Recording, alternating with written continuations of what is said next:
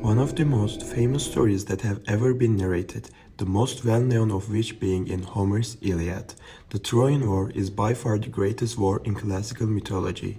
The Trojan War, which occurred during the Bronze Age, was a conflict between two kingdoms, Mycenaean Greece and Troy. The battle has also caught the imagination for millennia. The events of the Trojan War can be found in a variety of Greek literature and depicted in several Greek pieces of art. However, there is not one single authoritative text that recounts all of the events that happened during the war.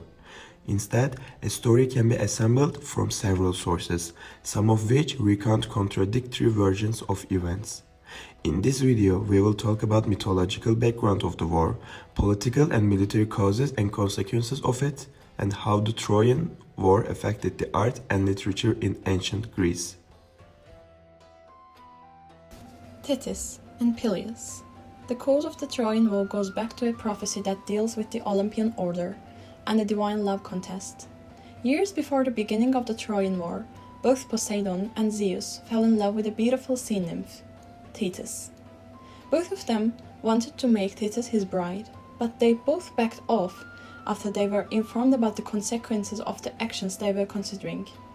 It was said that it was fated that Thetis, the sea goddess, would bear a princely son, a son that would be stronger than his father, and would have a weapon in his hand that would be more powerful than the trident or thunderbolt if she were to lay with Zeus or one of his brothers. Zeus didn't want to risk anything, so he decided that Thetis would marry King Peleus, the most pious man living on the plain of Leucas.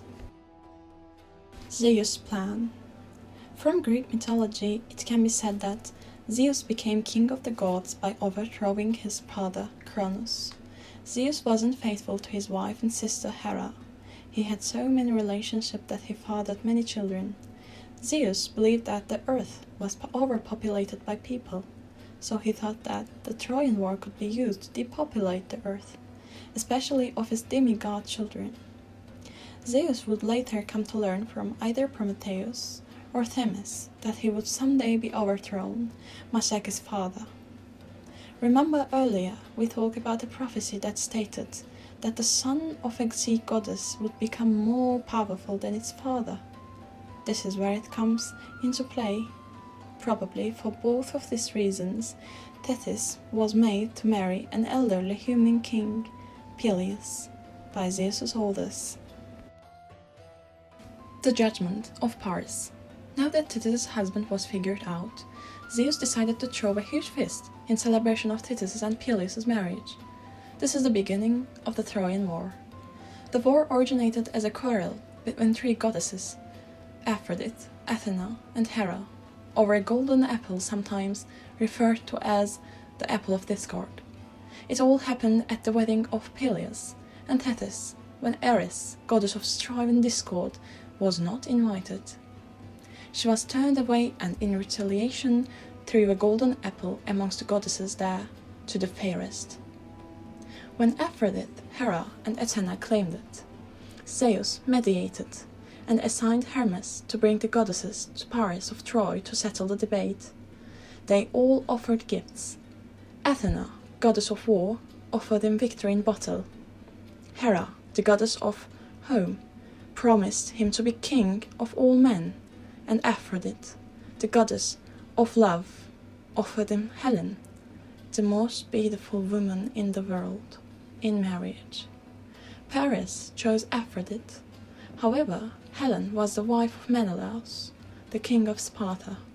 Paris, under the disguise of a diplomatic mission, went to Sparta to abduct Helen so he could bring her back to Troy. However, before Helen could look up to see Paris, she was shot with an arrow by Eros, or Cupid, and fell in love with Paris as soon as she saw him. Before we move on to the war, let's find out how Achilles became nearly immortal.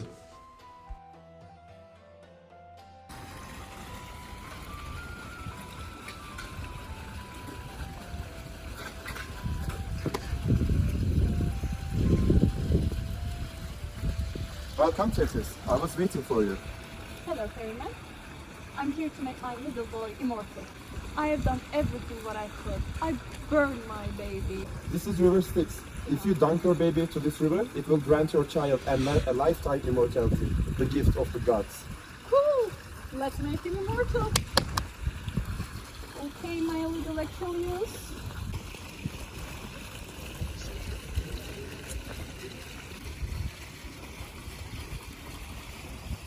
What are you doing? What are you My doing? Zeus! You are a river nymph. If you touch this water, you are gonna die. This is cursed water. Do you want to Oh die? my Zeus! Oh my Zeus! Yeah, try again. Don't be afraid, my little child.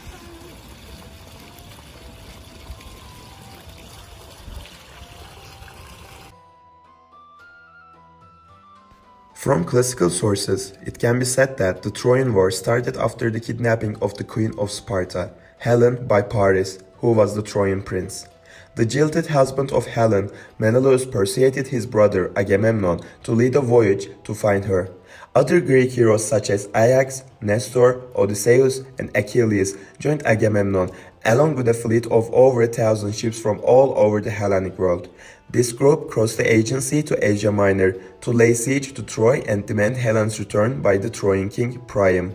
The siege, which was punctuated by skirmishes and battles including the deaths of Hector and Achilles, lasted for more than 10 years. It ended when the Greek armies withdrew from the camp, leaving behind a large wooden horse outside the gates of Troy. There was plenty of debate and unheeded warnings by Cassandra, Priam's daughter. The Trojans pulled the wooden horse into their city. The wooden horse was devised by Odysseus, who was trying to find a way to end the war for good. He asked that the wooden horse be designed with a hollow belly so that soldiers could hide inside the horse, which would be wheeled in front of Troy's city gate. Meanwhile, the Greek fleet sailed away to the nearby island Tenedos, leaving behind a single double agent named Sinon. He convinced the Trojans that the Greeks had withdrawn from the war and that the Trojan horse was a gift that would bring them a fortune. When nighttime came, the horse was opened up by soldiers inside, and the Greek warriors climbed out of the horse and destroyed Troy from within the city walls. Hector versus Achilles. Hector alone remained standing outside the walls but at the sight of the awesome Achilles on the rampage. Even his nerve gave away and he made a run for safety. Achilles, however, gave chase and pursued the Trojan prince 3 times around the city walls, finally catching him and fighting him to the death. Achilles killed his quarry with a vicious stab of his spear in Hector's throat. Achilles then stripped the body of his fine armor and tying Hector by the ankles to his chariot. Achilles dragged the body back to the Greek camp in full view of Priam standing atop of fortifications of the city. This was a shockingly dishonorable act and against all the rules of the ancient warfare.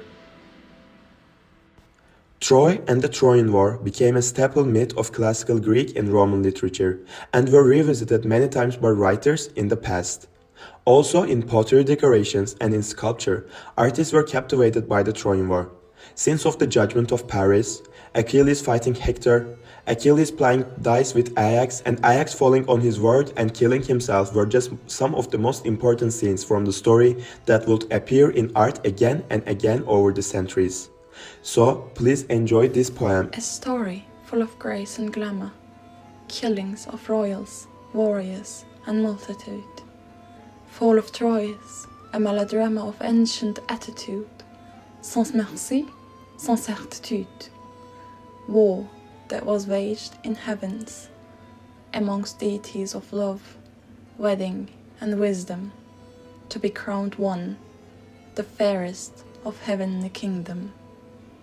Poor Paris from Trojan race, choose to settle that celestial face. Oh, the sin of prince was unforgiven, brought 1,000 ships towards Trojan heaven. The wall of Troy, besieged by savage and sages, for term of 10 years ages, Prince Hector the decent daredevil embraced Achilles' wrath and kissed the peril. Days and nights round the clock, Trojans and Achaeans clash like giant rocks. Hector, Aeneas, Paris, Agenor, and Sarpedon. Achilles, Odysseus, Ajax, Patroclus, and Agamemnon. For wordless love and fairy, Troy lost her grace and glory.